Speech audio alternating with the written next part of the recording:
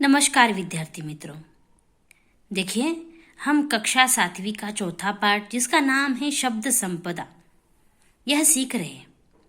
इसमें हमने देखा कि शब्द जो है वो इतने अलग अलग होते हैं, शब्दों से भी उनका स्वभाव जाना जाता है।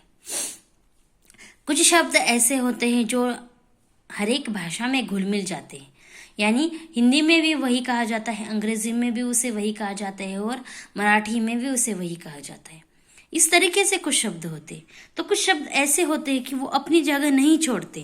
वो जिस तरह की तमिल भाषा है, तमिल भाषा के शब्द सिर्फ तमिल भाषा में ही इस्तेमाल किए जाते हैं, वो दूसरी भाषा में उसे इस्तेमाल नहीं किया जाता है। हिंदी में कुछ शब्द ऐसे भी पाए जाते हैं जो दो भिन्न भाषाओं के शब्दों के मेल से बने हैं। देखिए, हिंदी में कुछ शब्द ऐसे हैं जो दो भाषाओं के मेल से बने हैं, जैसे कि अब वे शब्द हिंदी के ही बने हैं। कुछ शब्द ऐसे हैं हिंदी में जो शब्द दो अलग भाषाओं से मिलकर बने हैं, लेकिन वो हिंदी में ही स्थित है। जैसे हिंदी संस्कृत से वर्षगांठ, मांग पत्र।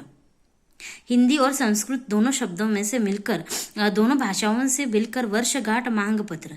हिंदी अरबी यानी फारसी भाषा से थानेदार, किताब घर। अंग्रेजी संस्कृत से रेल यात्री, रेडियो तरंग। इस तरीके से शब्द जो है दो अलग अलग भाषाओं से मिलकर वो बने हैं। उसके साथ देखिए अरबी और फारसी यानी अंग्रेजी से बीमा, पॉलिसी आदि। इन शब्दों से हिंदी का भी शब्द संसार समृद्ध हुआ है। देखिए, जो दो भाषाओं से शब्द आए हैं उनसे हिंदी की जो भाषा है वो भी बहुत समृद्ध है, उसका विकास हुआ है। कुछ शब्द अपनी माँ के इतने लाडले होते हैं कि वे मातृभाषा को छोड़कर औरों के साथ जाना ही पसंद नहीं करते।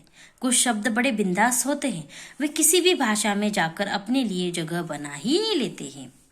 देखिए, कुछ शब्द ऐसे होते कि जो अपनी भाषा में, अपनी मातृभाषा में ही स्थित है, वो दूसरी भाषाओं में जाकर अपनी जगह नहीं बनाते। साथ ही ऐसे कुछ शब्द हैं जो अपनी भाषा को छोड़ किसी और भाषा में भी जाकर अपना स्थान बना लेते हैं। साथ ही देखिए, शब्दों के इस प्रकार बाहर आने और अन्य अनेक भाषाओं में शब्दों के आने से हमारी भाषा समृद्ध होती है। विशेषतः वे शब्द जिनके लिए हमारे पास प्रतिशब्द नहीं होते, ऐसे हजारों शब्द जो अंग्रेजी, पुर्तगाली, अरबी, फारसी से आए हैं, उन्हें आने दीजिए। जैसे brush, rail, pencil, radio, car, scooter, station आदि। परंतु जिन शब्दों के लिए हमारे पास सुंदर शब्द हैं, उनके लिए अन्य भाषाओं के शब्दों का उपयोग नहीं होना चाहिए। देखिए, यहाँ पे हमारे लेखक समझा रहे हैं कि कुछ शब्द बाहर से आते हैं, हमारे भाषाओं में आ जाते हैं, तो देखिए हमारी भाषा उससे समृद्ध हो जाती है। देखिए, कुछ शब्द ऐसे होते हैं कि जिनके लिए हमारे पास उससे बेहतर शब्द नहीं होता, तो ठीक है ना, हम उन शब्दों का इस्तेमाल करते हैं। लेकिन अगर हमारे पास उन शब्दों से भी कुछ ऐसे अच्छे शब्द हैं जो हम इस्तेमाल कर सकते हैं, तो हमें हमारे ही शब्दों का इस्तेमाल करना चाहिए।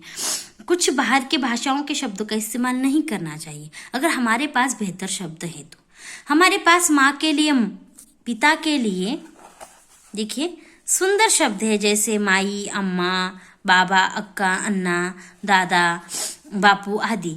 जब उन्हें छोड़ मम्मी डैडी कहना हम अपनी भाषा के सुंदर शब्दों को अपमानित करना है। सही है या गलत? हमारे पास माँ बाप के लिए इतने अच्छे शब्द हैं, हम अम्मा, अम्मी, माँ जिस तरीके से और शब्द इस्तेमाल करते, तो हम क्यों मम्मी डैडी इस्तेमाल करें? तो ये हमारे सुंदर शब्दों का अपमान करने जैसा होता है। ये मम्मी डैडी जो है वो अंग्रेजी भाषा के शब्द है, तब जबकि हमारे पास इससे भी बेहतर हमारे माँ बाप के लिए शब्द है, तो हम क्यों बाहर की भाषा को इस्तेमाल करें? यह बात हमारे जो लेखक है वो समझाना चाहते हैं। तो आज के लिए सिर्फ इतना अच्छे से समझ में आ गया होगा। इसके आगे का हम आगे के भाग में देखेंगे। आज के लिए थैंक यू।